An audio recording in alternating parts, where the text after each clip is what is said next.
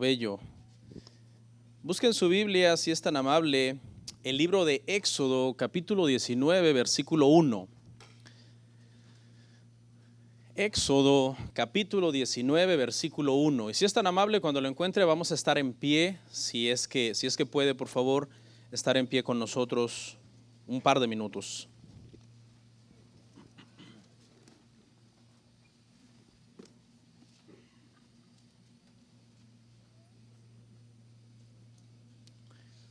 Tenemos un ruido acá, no sé si es un aparato o algo.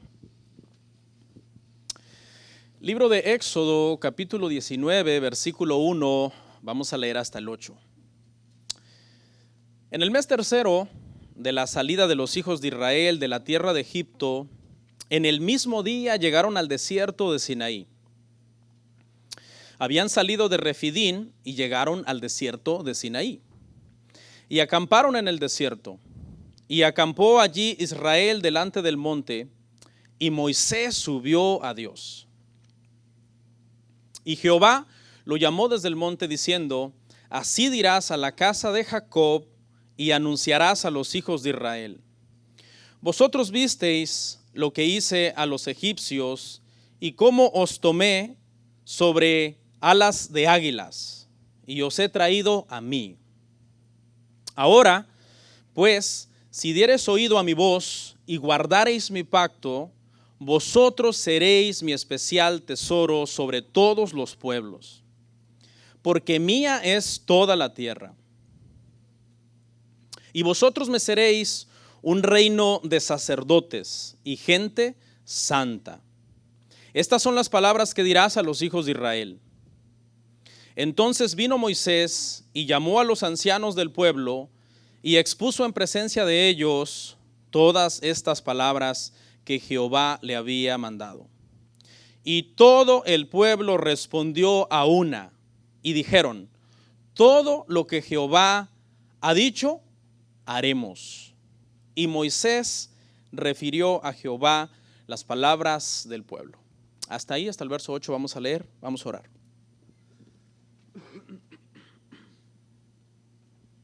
Padre, te doy gracias por esta oportunidad de continuar esta serie de estudio bíblico acerca del Pentateuco. Y te pido que los que no han visto los 3 temas anteriores puedan alinearse con nosotros, abrir su corazón, comprender la palabra el día de hoy, atesorarla en sus corazones. Te doy gracias porque me das la oportunidad de enseñarla. Te pido sabiduría para hacerlo, Señor, con entendimiento, y que tu iglesia, Padre, tu pueblo, la reciba con atención, Señor. En Cristo Jesús, amén. Siéntense, hermanos.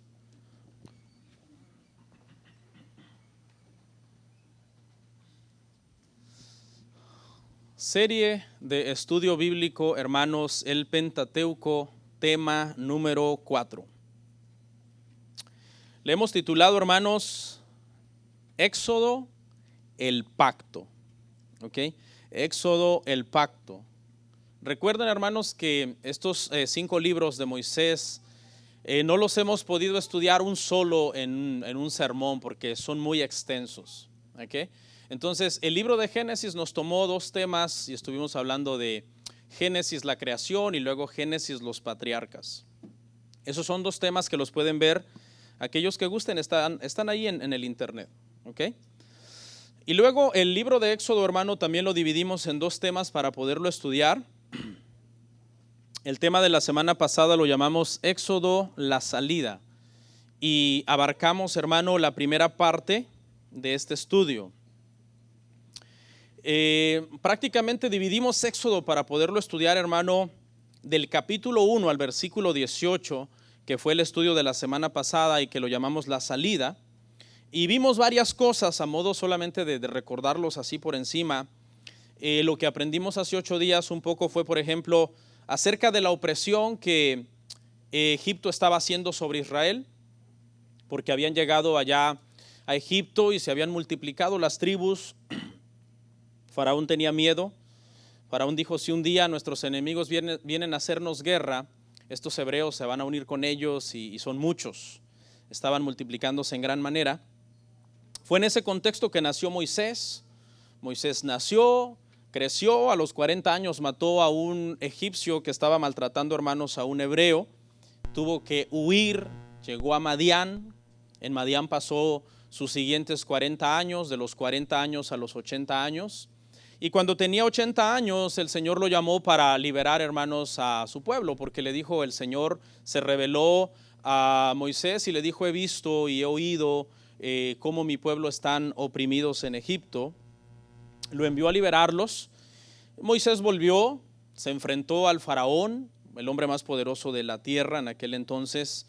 Dios le dio autoridad y poder a Moisés para que por medio de su palabra y de esa vara que representaba esa autoridad, él pudiera efectuar 10 plagas, con las cuales por fin el corazón del faraón, hermanos, fue quebrantado. Recordamos que entre la plaga número 9 y la plaga número 10, hermano, fue la institución de la Pascua, una fiesta que habla de la liberación de la esclavitud de los israelitas. Y luego el pueblo sale. Finalmente, al final Faraón los deja ir, cruzan el Mar Rojo, cantan su cántico de liberación. Más adelante murmuran porque no había comida, el Señor les da maná. Más adelante murmuran porque no había agua, el Señor les da agua de la roca.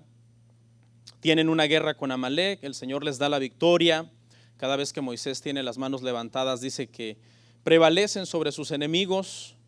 Y la última parte de esa sección terminó cuando Jetro llegó en el capítulo 18 y le dio unos consejos a Moisés para poder organizar a este pueblo, hermanos, tan grande, tan numeroso. Y ahí es donde nosotros, hermano, vamos a retomar prácticamente nuestro estudio de hoy, y que es la sección número 2 que va del capítulo 19 al capítulo 40. Y hay una lámina más o menos que le puede dar la idea general sobre cómo dividimos el libro. Las cosas más relevantes aquí, hermano, en esta sección el día de hoy prácticamente son los 10 mandamientos que Dios le da a Moisés. Le da otras leyes aledañas para poder explicar los 10 mandamientos. Le da todas las instrucciones, hermanos, para la construcción del tabernáculo, todo su mobiliario, sus componentes, sus artefactos. Después de eso viene una rebelión de Israel. Hacen un becerro de oro y dicen, este es tu Dios que te sacó de Egipto. Moisés, al ver eso, hermano, se molesta, como es natural. Era manso, pero no tanto. Quiebra, hermano, las 2 tablas. Tiene que renovarse el pacto, tiene que volver a hacer esas piedras, porque esas piedras escritas por el dedo de Dios, Moisés las arrojó obviamente de la ira de ver cómo el pueblo, después de que Dios los había sacado de una forma tan clara, no había quedado la menor duda, todos los milagros que Dios hizo, ahora están adorando un becerro. Es algo que es increíble. Entonces, ¿en qué cabeza cabe hacer algo tan contradictorio? Después de eso, hermano, Moisés en esta parte consagra a los sacerdotes, mandan a hacer sus vestiduras y los prepara para servir en el tabernáculo. Se erige el tabernáculo y al final de esta sección vemos cómo la presencia manifiesta de Dios en una forma de una densa nube desciende sobre el tabernáculo, y se llegó a llamar entonces el tabernáculo de reunión, un punto de reunión entre el Dios del universo y su pueblo. Algo que obviamente, hermanos, es increíble. En esta parte del libro, hermanos, Moisés sigue siendo nuestro personaje principal. De hecho, Moisés no solo es el personaje principal del Éxodo, sino que Moisés es, hermano, el personaje principal desde el Éxodo hasta el penúltimo capítulo de Deuteronomio. En todos estos libros que vamos a estar hablando en estas próximas semanas, Moisés va a ser, hermano, nuestro protagonista, por decirlo así. Un hombre muy importante, visto en Israel como el promulgador de la ley, el que por medio del cual Dios le dio los mandamientos al pueblo, el profeta por excelencia para los israelitas, escritor del Pentateuco. Fíjese que Jesús en su ministerio tenía un libro que era su libro favorito, fue el libro que Jesús más citó, y era un libro escrito por Moisés, el libro de Deuteronomio. Entonces podemos ver, hermano, la importancia tan grande de Moisés al darnos cuenta cómo el mismo Dios en la persona de Jesús uno de los autores que más cita es Moisés. Bueno, vamos ahí, hermanos, en el verso 1 y vamos a analizar hasta el 8 algunas de las palabras claves, por decirlo así, sobre las cuales queremos meditar. La primera frase dice ahí, hermanos, en el mes tercero. En el mes tercero. ¿Cuál es en nuestro calendario, hermanos? ¿Cuál es el mes tercero? Es marzo, ¿verdad? Obviamente este calendario era otro, no era marzo, este era un calendario judío, que por cierto era bastante nuevo, ya vamos a llegar porque ese calendario era nuevecito. Aquí este calendario apenas tenía 3 meses de ser estrenado, no existía antes, ¿ok? Así que en el mes tercero, que quiere decir, esta expresión quiere decir que esto sucedió 3 meses después que ellos celebraron la Pascua en Egipto, ¿ok? Porque la celebración de la Pascua en Egipto fue el inicio del primer mes de un nuevo calendario para los israelitas. Ahí fue donde inició el calendario. Obviamente ellos, mientras estuvieron en Egipto, no tenían su calendario propio, no habían sido todavía formados como una nación, habían vivido por lo tanto bajo el calendario egipcio por 400 años de esclavitud, pero ahora, cuando el Señor efectúa la muerte de los primogénitos y ellos son liberados, a partir de ahí comenzó un nuevo calendario. A los 3 meses de ese calendario, ellos, hermano, llegaron al monte Sinaí. En el monte Sinaí, hermanos, ellos tenían una cita, ¿ok? Una cita con Dios. Dios le había dicho a Moisés, tienes que venir aquí cuando liberes al pueblo, cuando se le había revelado el Señor en el monte Horeb. Vamos a ver ese texto, está en Éxodo 3:12. Y él respondió, ve porque yo estaré contigo, y esto te será por señal de que yo te he enviado. Cuando hayas sacado de Egipto al pueblo, servirás a Dios sobre este monte. Sinaí y Horeb son lo mismo. Es exactamente la misma montaña, solamente que con diferente nombre. En Horeb fue donde Dios se había revelado a Moisés desde una zarza. Estuvimos analizando ese pasaje la semana pasada un poco. Y obviamente llegar al monte Sinaí era una satisfacción para Moisés. ¿Por qué? Porque el Señor le había dicho que eso iba a ser una señal de que Él lo había enviado. Entonces cuando después de las plagas y después de todos los episodios del desierto, ellos finalmente llegan al lugar de la cita, es como si Moisés dijera, ok, ahora no me cabe la menor duda humana de que Dios me envió. Dios me mandó a libertar al pueblo, y esta señal de que Él me dio de que yo iba a venir a este monte con el pueblo se ha cumplido. Por lo tanto, debería todo mundo de creerme, ¿no? Porque la señal se ha cumplido. Los he liberado, los he sacado de la opresión en la cual ellos estaban. Les tomó 3 meses, hermano, llegar a este lugar. Y de allí, una vez que llegan a este monte, los próximos 11 meses los pasan acampados al pie del monte Sinaí. O sea, los primeros 3 meses podríamos decir entonces que los estudiamos la semana pasada. Los primeros 3 meses, desde que salen, cuando celebran la Pascua, en el primer mes que se llegó a llamar el mes de Abib, el primer mes del calendario judío, cuando se celebró la Pascua, hasta el tercer mes, y todo eso lo estudiamos la semana pasada. Pero ahora todo lo que nos resta del libro, y no solamente de este libro, sino de todo Levítico y parte de Números, son 11 meses que el pueblo los pasa acampados, hermano, al pie del monte Sinaí. Vamos a verlo, está en Números 10:11. Mencionar estas cosas, hermanos, son importantes porque nos ubica en el contexto y es más fácil entender los versículos.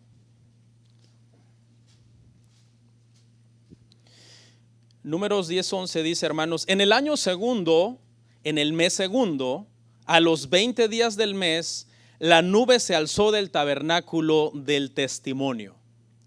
Entonces hagamos cuenta, iba a decir echémosle la cuenta como decimos los mexicanos. Hagamos cuenta, ok, llegaron al tercer mes del primer año. ¿Cuántos meses faltaban para que terminara ese primer año? 9, ahí llevamos ya 9. Y luego esto sucede el segundo mes del segundo año. ¿Cuántos meses más tenemos que sumarle a los 9? 2, son 11 meses.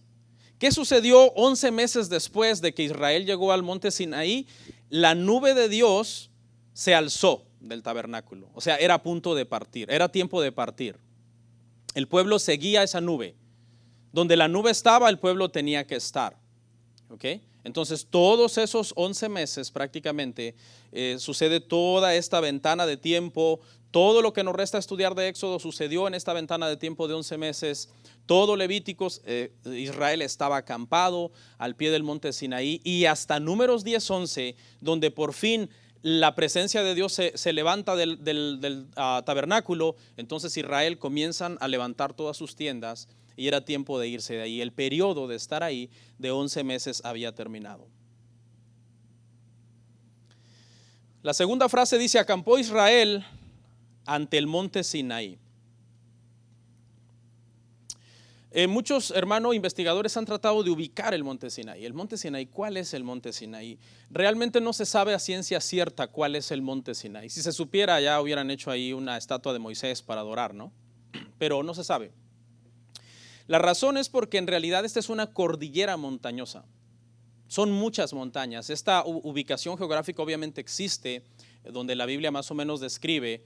Y aunque algunos dicen es esta montaña, otros dicen es esta otra, porque hay muchas montañas, este lugar, hermano, existe, es un lugar físico. Y Israel, hermano, estuvo prácticamente por 40 años dando vueltas alrededor de la montaña. Después de que la nube del Señor se levantó del tabernáculo y ellos desarmaron sus tiendas y dijeron: sigamos la nube, los siguientes 39 años, 38 años y algunos meses, estuvieron dando vueltas alrededor de toda esta cordillera de montañas. Moisés subió a Dios. Cuando llegaron al pie del monte, todo el pueblo acampó al pie del monte, pero Moisés, hermano, subió a Dios, a la cumbre del monte. Algunos eruditos dicen que es posible que sea una cumbre que han identificado que está a 2000 metros de altura. La Biblia no dice cuántos metros subió Moisés. Quizás subió parte de los 2000 o los 2000, no lo sabemos. Para Dios no hay imposible. Y es que 2000 metros es mucho. ¿Cuántos han subido Stone Mountain? ¿Alguien? Una persona, ok. Hermanos, subir Stone Mountain está a 251 metros de los surroundings, de las áreas que rodean la montaña. No estamos hablando del nivel del mar, no, estamos hablando de lo que rodea la montaña. Cuando tú llegas hasta arriba, has subido 251 metros. ¿Alguien de ustedes lo hace fácilmente? Yo le confieso que no, yo he subido varias veces y no lo hago fácilmente. La última vez que fui dije: esto fue mala idea. Porque me asomé y estaba nublado, vámonos. Pero resulta que ya cuando íbamos como a medio camino se quitaron las nubes, hermano, y salió el sol en todo su esplendor. Dije a mi esposa: fue mala idea, yo no sabía que el sol iba a salir. Para que se dé una idea, el monte Everest está a 9000 metros de altura, casi, aproximadamente. Hay personas profesionales, obviamente, que logran subir y han conquistado esas alturas. No sabemos cuánto de los 2000 metros subió Moisés, pero, hermano, estamos hablando de un anciano de 80 años. Dios lo llamó y en ese momento no había otra cosa ni otro impedimento que obedecer la voz de Dios, que lo está llamando, hermanos, de esta montaña.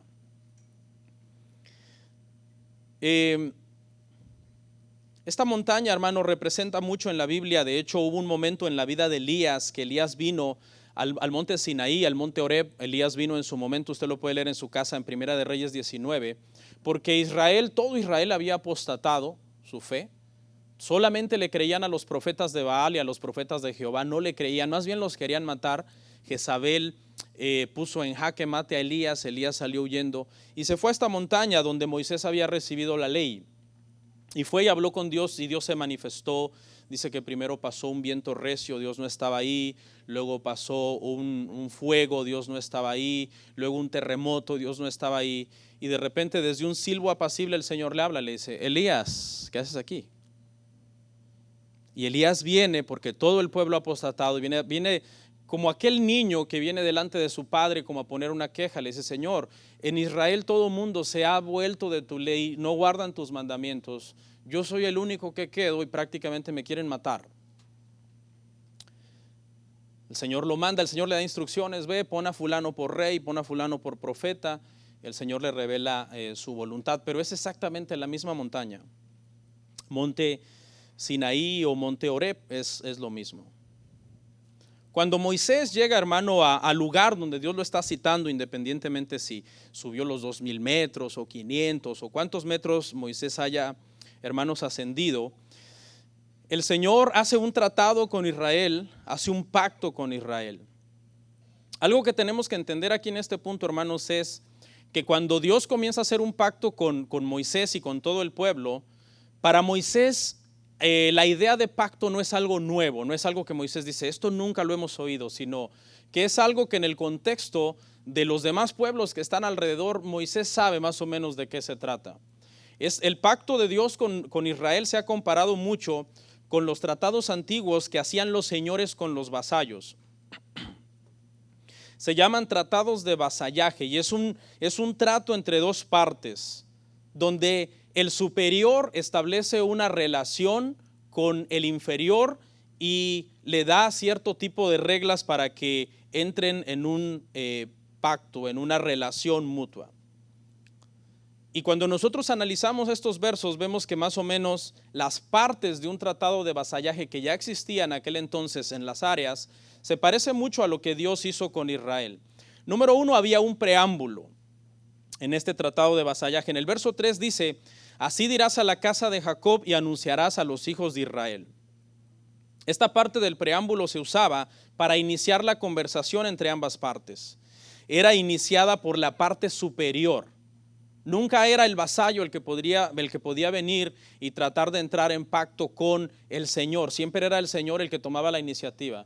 Por eso nosotros sabemos que el hombre no puede hacer pactos con Dios. Porque el que hace los pactos siempre tiene que ser la parte superior.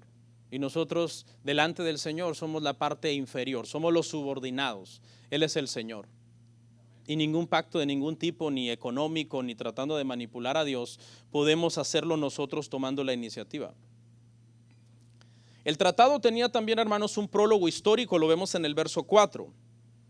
Esta parte le recordaba a los vasallos las misericordias previas del Señor. Dice, vosotros visteis lo que hice a los egipcios y cómo os tomé sobre alas de águila y os he traído a mí.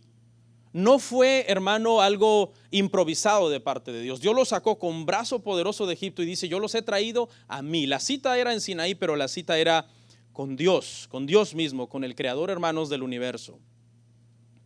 Dios le está recordando entonces los favores que ellos han recibido para que ellos entren en una relación de pacto con Él. Dios los llama como testigos a los israelitas. Ustedes han visto, no podrán negar, yo los saqué. Yo fui el que los saqué. No hay otra explicación para todas las plagas sobrenaturales que sucedieron en Egipto. Y les dice, los saqué usando una metáfora que es sobre alas de águila. Una metáfora que habla de la protección que Dios tiene sobre los suyos.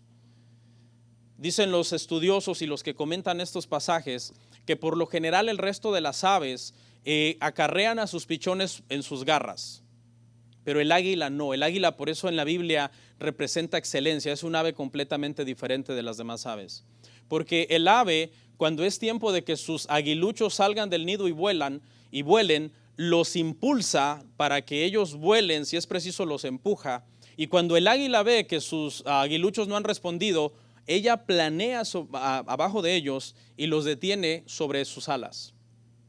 Sería fácil pescarlos con su poderoso pico que tiene o con sus garras, pero en su naturaleza de protección que ella le brinda a sus hijos, en este caso, es sobre las alas.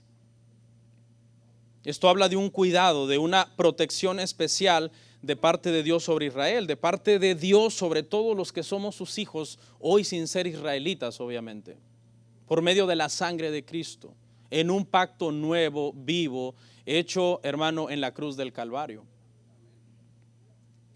Moisés al final de sus días reconoció este cuidado usando la misma metáfora, Deuteronomio 32, 11 al 12.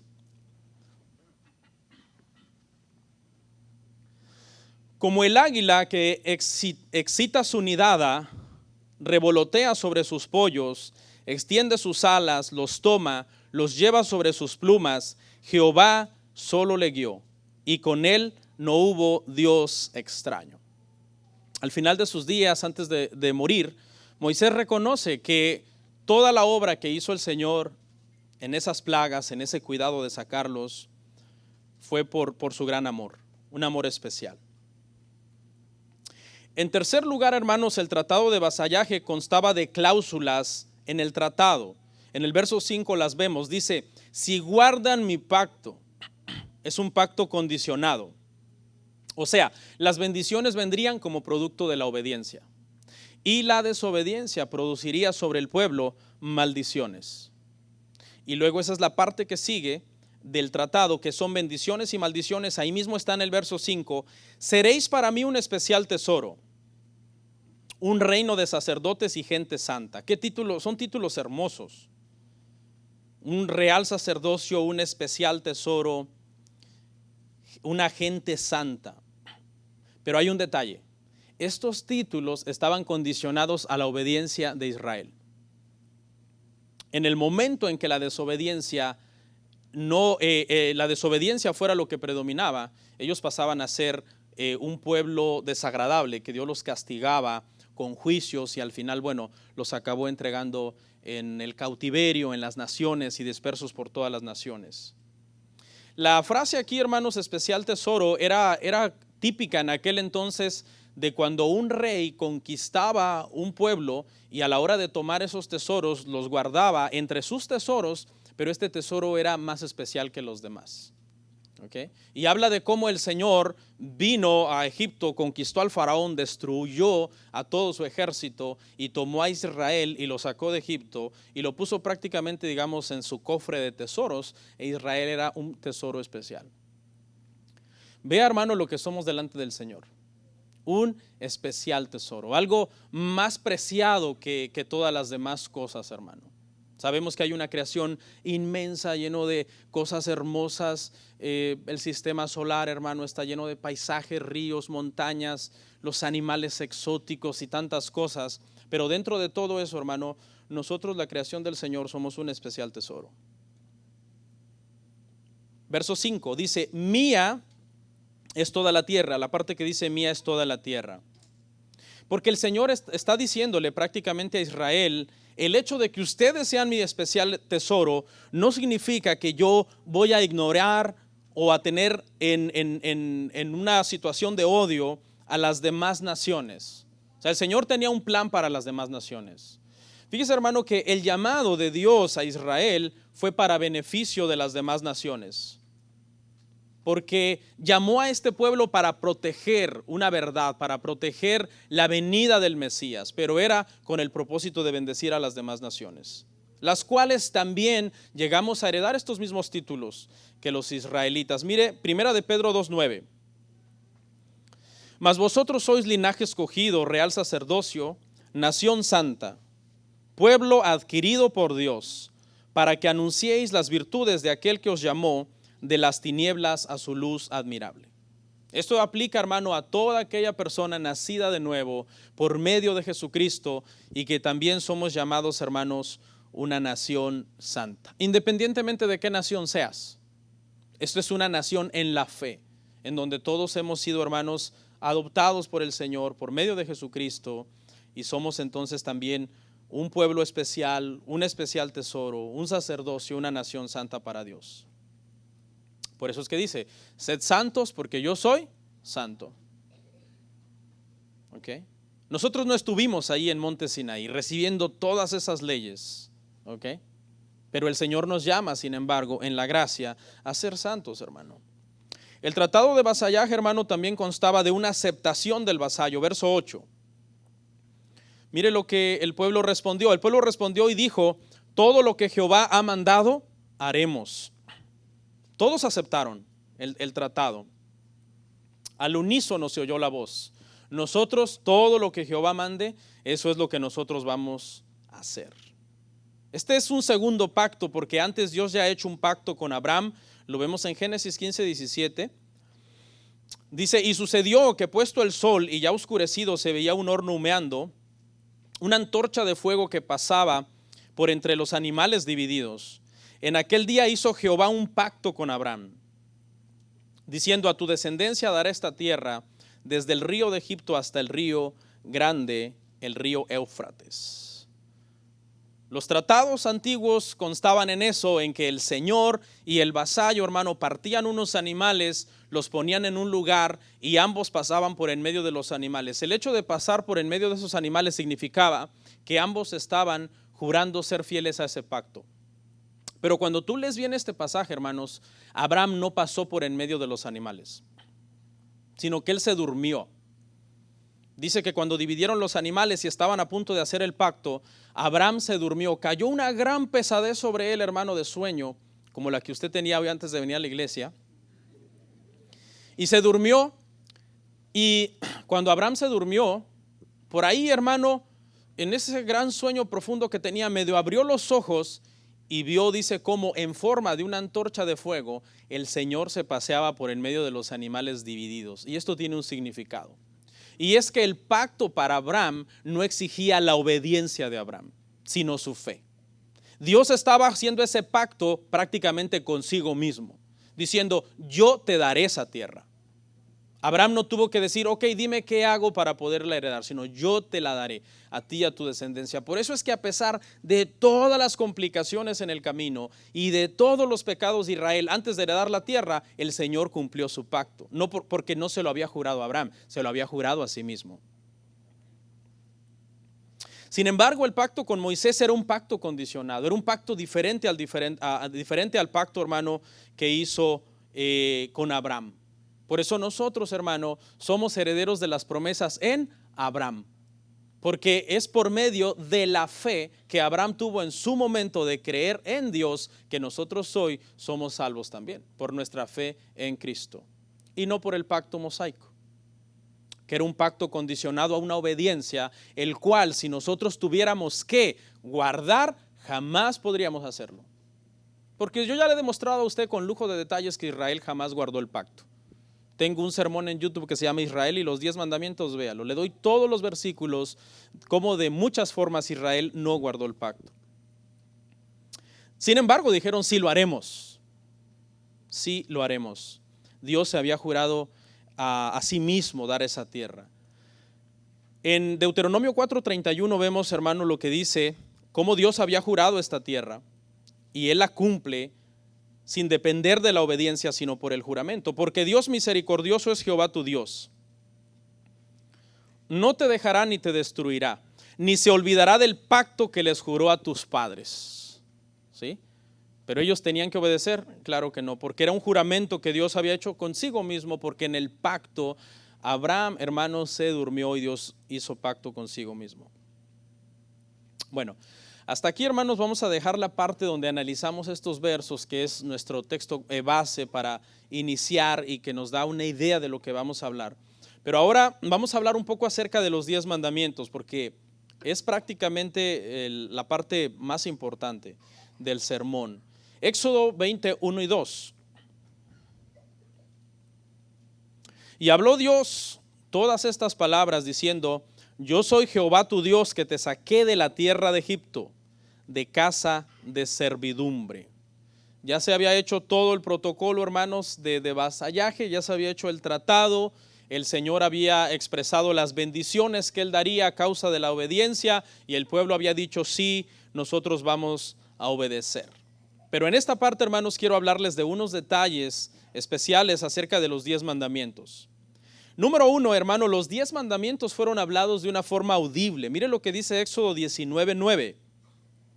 Entonces Jehová dijo a Moisés, he aquí yo vengo a ti en una nube espesa, para que el pueblo oiga mientras yo hablo contigo, y también para que te crean para siempre. Y Moisés refirió las palabras al pueblo de Jehová, del pueblo a Jehová, para que te crean para siempre. Ok, yo voy a hablar, pero voy a hacer que el pueblo también oiga los mandamientos, para que ellos te crean para siempre. Fueron oídos por el pueblo y una vez que los oyeron, el Señor los escribió en tablas de piedra para que Moisés, hermano, se los pudiera llevar al pueblo que estaba al pie de la montaña. Sin embargo, ellos no soportaron la voz de Dios. Mucha gente, Dios me dijo, Dios me habló. Dice que le rogaron a Moisés, no podemos soportar la voz de Dios, Moisés. Habla por favor con él, nosotros no hablemos con Dios. Después tú nos comunicas todo. Éxodo 20:19. Éxodo 20:19. Y dijeron a Moisés: habla tú con nosotros y nosotros oiremos, pero no hable Dios con nosotros para que no muramos. Porque esa escena, hermano, era espeluznante. La montaña se había encendido, la montaña estaba llena de fuego, la nube del Señor había descendido sobre la montaña, había truenos, había relámpagos, una especie como de tormenta eléctrica, hermano, pero tenebrosa. Y el pueblo tuvo miedo. Dice que la bocina iba en aumento y se llegó a ser en un momento para los oídos de ellos que no estaban preparados algo insoportable. Moisés ya estaba preparado de alguna manera. Sabemos que Moisés, cuando el Señor lo llamó, se recuerda, le dijo: hey, quítate los zapatos porque la tierra donde tú estás es santa. Ya había pasado por ese proceso de santificación un poco más que el pueblo, pero ahora es el pueblo el que no está digno, no está santificado. Y eso es lo que los manda el Señor. Éxodo 19:10. Éxodo 19:10. Y Jehová dijo a Moisés: ve al pueblo y santifícalo hoy y mañana, y laven sus vestidos, porque nadie podía tocar el monte. Dice, aun si es un animal y toca el monte, mátenlo. Esto habla, hermano, de la gravedad del pecado ante un Dios tan santo, tan puro, que podía consumir a cualquier persona que se acercara al monte y de una forma profana e irreverente tocara el monte. Les dijo: laven su ropa, no toquen mujer, estén limpios y santos para el momento en que yo voy a hablar con ustedes. Éxodo 20:20, mire la razón de la santificación, por qué el Señor demanda esa santificación. Y dice: y Moisés respondió al pueblo: no temáis, porque para probaros vino Dios, y para que su temor esté delante de vosotros, para que no pequéis. Está. Pecado es algo desagradable completamente al Señor, hermano. Algo repugnante el pecado.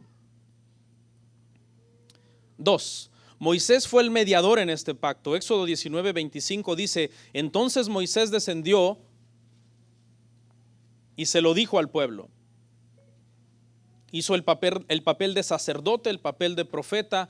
Era sacerdote cuando él hablaba en el nombre del pueblo con Dios. Eso era el papel del sacerdote en aquel entonces, hermano. El sacerdote hablaba en el nombre del pueblo a Dios. Pero cuando Dios hablaba y mandaba a comunicarle al pueblo, entonces hacía el papel de profeta, de comunicarle al pueblo. Esto fue exactamente lo que vino a hacer Jesucristo, el mediador de un nuevo pacto. Primera de Timoteo 2:5.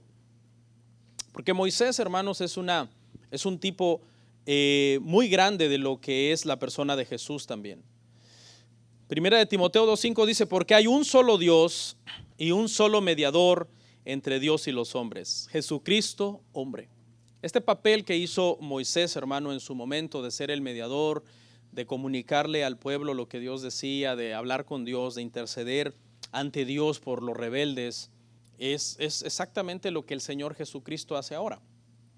Dice que Él vive para siempre intercediendo por nuestros pecados. Vamos a ver unos detalles de los 10 mandamientos. Número 1, algunos han dicho que el primero no es un mandamiento. Sabemos que la Biblia dice que son 10 mandamientos, pero algunos eruditos han dicho, esta era la parte donde el Señor se presentaba y Él decía: yo soy el soberano, yo soy el Señor. Y cuando nosotros leemos ahí, el primer mandamiento dice eso, ¿verdad? Dice: yo soy Jehová tu Dios, que te saqué de tierra de Egipto, no tendrás dioses ajenos delante de mí. Eso es el primer mandamiento. Algunos dicen, no es un mandamiento en sí, es la presentación de quien está entrando en el pacto. La violación de alguno de ellos, hermano, merecía pena de muerte. Todos los 10 mandamientos merecían pena de muerte. Qué bueno que no estamos ya en esa dispensación, ¿verdad, hermanos? Porque se imagina la codicia, pena de muerte. ¿Y quién no ha codiciado algo, hermano? El dar falso testimonio, pena de muerte. Falso testimonio es que tú vengas y alguien te contó algo y tú lo cuentes diferente.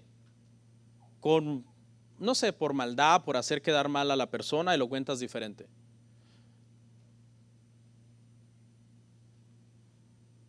El adulterio es un pecado, hermanos, tan común en estos días que la tierra estaría semidespoblada, ¿no? A causa de tanto apedreamiento que habría. De los 10 mandamientos, solo 9 son confirmados y afirmados en el Nuevo Testamento. Solo 9. Hay 9 mandamientos de los 10 que Jesús los repitió, los apóstoles los repitieron, el Nuevo Testamento lo repite. Hay uno que es al contrario anulado, obviamente el sábado, segunda de Colosenses, 2:16, usted lo puede ver en su casa, es anulado, es quitado. Todos los demás son, hermanos, confirmados. Obviamente no para salvación, nosotros sabemos eso, hermanos. Éxodo 31:17, mire lo que dice. Éxodo 31:17, guardarán pues el día de reposo los hijos de Israel, celebrándolo por sus generaciones, por pacto perpetuo, señales para siempre entre mí y los hijos de Israel.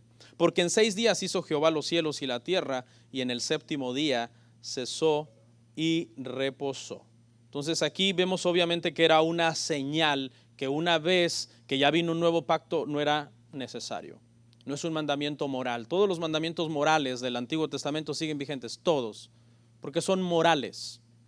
Pero todo lo que son mandamientos rituales quedaron abrogados. Y el sábado es un mandamiento ritual. Por ejemplo, tocar muertos en el Antiguo Testamento estaba prohibido. ¿Jesús tocó muertos? Sí. ¿Quebrantó la ley? No. Estaba prohibido tocar a alguien que tuviera un sangrado en el Antiguo Testamento. Jesús tocó a personas que tenían alguna especie de sangrado. Aquella mujer del flujo de sangre dice que tocó al Señor. ¿Ok? Estamos en un nuevo pacto, hermanos. Los 10 mandamientos fueron dados por gracia. Fíjese, aquí hay como una ironía, ¿no? Los 10 mandamientos fueron dados por gracia. Israel no los merecía. Israel fue sacado, hermano, de Egipto por gracia. Ellos no hicieron absolutamente nada para merecer el ser liberados. Pero el Señor por gracia los sacó, por gracia los liberó y por gracia les dio su ley. Sin merecer, hermano, su ley, Él se las entregó. Mire lo que dice Gálatas 3:19, ¿para qué Dios dio la ley? Entonces, ¿para qué sirve la ley? Fue añadida a causa de las transgresiones, hasta que viniese la simiente a quien fue hecha la promesa, y fue ordenada por medio de ángeles en manos de un mediador. Entonces el Señor llama al pueblo, hace un pacto con ellos por gracia, no por obra, sino por gracia, les da un pacto. Y este pacto es para su bien, ¿ok? Para que no se aumente el pecado. Eso es, la ley de Dios tiene ese propósito, hermano. La ley de Dios tiene el propósito de que el pecado no se aumente, de que el pecado no se multiplique. Y de hecho, aún personas que no son creyentes y que pueden observar la ley de Moisés, la ley de Dios, eso es bueno para el mundo, ¿ok? Eso es bueno porque trae un beneficio social, hay menos corrupción. Pero obviamente no está la salvación en la ley de Moisés ni en los 10 mandamientos, porque la salvación está en Cristo. Y eso a todo cristiano esto nos debe de quedar, hermanos, bien claro. No, pero pastor, si yo guardo la ley perpetuamente y perfectamente yo puedo ser salvo. Es que tú no puedes. No puedes. Mire lo que dice Primera de Reyes 8:45 al 46.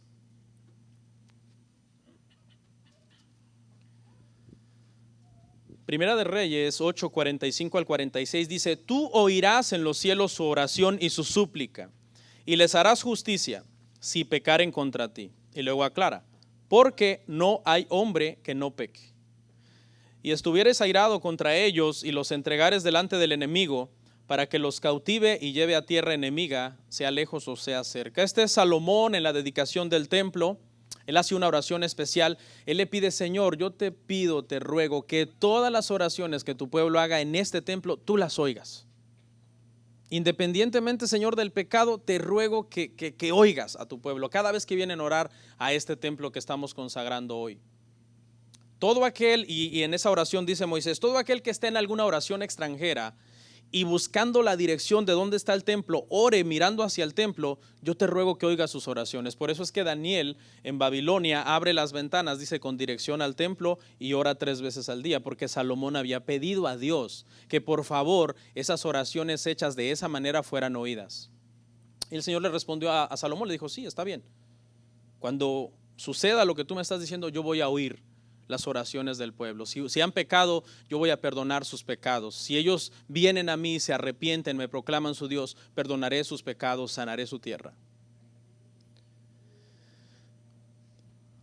Mientras Dios escribía los 10 mandamientos en piedra, trate de adivinar, aunque adivinar es malo, ¿qué estaba haciendo Israel? Quebrando los 10 mandamientos. Quebrantándolos. Porque mientras Dios escribía, dice el Éxodo que fue el dedo de Dios, algo, necesito un análisis y todo, pero es algo maravilloso, de Dios el que escribe, hermano, en piedra los 10 mandamientos. Y mientras eso está sucediendo, hermano, ellos están violando aquel grito que dijeron, sí, lo haremos. Porque ellos, hermano, hacen un becerro de oro, porque Moisés se tardó 40 días y lo están, hermano, adorando, y no solo adorándolo, hay una orgía ahí, hermano, en ese lugar. Mire lo que dice Éxodo 31:18, y dio a Moisés, cuando acabó de hablar con él en el monte Sinaí, 2 tablas del testimonio, tablas de piedra escritas con el dedo de Dios, con el dedo de Dios.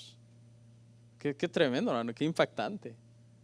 Yo me imagino que Dios, hermano, en su soberanía y en su sabiduría, obviamente no permitió que estas piedras, si es que en dado caso es literal, necesitaríamos hacer un análisis profundo, siguieran en existencia. ¿Se imagina?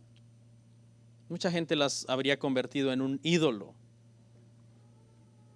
Así que apenas estaban recién, hermano, hechas estas piedras, y entonces Moisés desciende, dice que van descendiendo con Josué, con su siervo, dice que Josué era servidor de Moisés, y Josué oye y le dice, ay, mira, ahí algo está sucediendo en el campamento, quizás hay guerra. No supo discernir, solamente oyó la bulla, hay fiesta, ¿qué es esto? Moisés le dijo, el pecado es lo que están haciendo allá abajo, están en pecado. 32:19, Éxodo 32:19, mire lo que pasó. Y aconteció que cuando él llegó al campamento y vio el becerro y las danzas, ardió la ira de Moisés y arrojó las tablas de sus manos y las quebró al pie del monte. ¿Qué le pasó a Moisés? Ardió su ira, el celo del Señor, hermano, lo consumió y no se detuvo a pensar que eran las tablas escritas por el dedo de Dios. ¿Qué le pasó a Moisés? Moisés tenía problemas de carácter, hermano. Moisés tenía serios problemas de carácter. De hecho, fue debido a sus problemas de carácter que él no entró a la tierra prometida. Porque no solo quebró las piedras, llegó un momento en que le dijeron golpea la roca y la agarró a golpes cuando solamente tenía que golpearla una vez. Quizás hoy sería de los que ya enojado rompe el celular. Alguien comentó jocosamente de Moisés diciendo esto, y Moisés era el hombre más manso sobre la tierra. Atentamente, Moisés. Porque ¿quién escribió esa parte? Moisés, Números, ¿no? En Números 12, cuando dice, y Moisés era el hombre más manso sobre la tierra. Atentamente, Moisés. Se rompió esas tablas, hermanos, se rompieron. Pero no se rompió el pacto siguió. Porque en este momento, hermanos, el pacto era más importante que en sí las partes del pacto. El pacto era, yo te voy a bendecir, tú me tienes que obedecer. Cuando me desobedezcas, yo traeré juicio, traeré maldición. El pacto siguió. Éxodo 34:1.